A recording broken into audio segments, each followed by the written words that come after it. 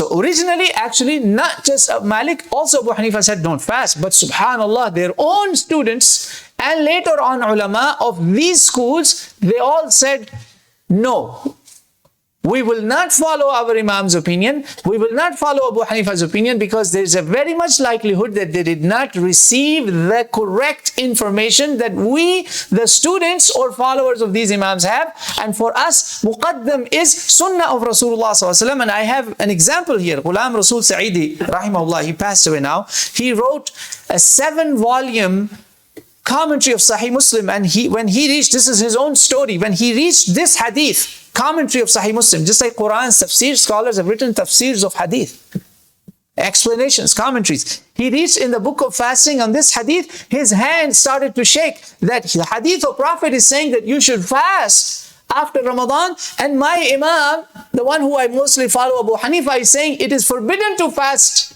after Ramadan in Shawal. He says, I said, oh my God, I'm Hanafi, and here is Rasulullah sallallahu alaihi wasallam is saying something that is contrary to the opinion that I supposed to take from my Imam. He says, on the day of judgment, if I am standing on that pool of Jannah in front of Rasulullah sallallahu alaihi wasallam, what if Prophet told me that you knew of my knowledge what I told you to follow, because if you follow me, you follow Allah, you obey Allah, you rejected that and you preferred the opinion of your Imam, your leader?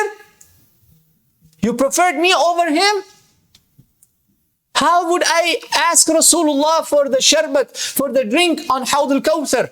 This is a Hanafi Imam, he's saying that. He says, then it occurred to me, we are first Muhammadi, then we are Hanafi. Sallallahu alayhi wa sallam. And I'll share with you another story about this deen. This is not just this Imam who realizes. Sahaba,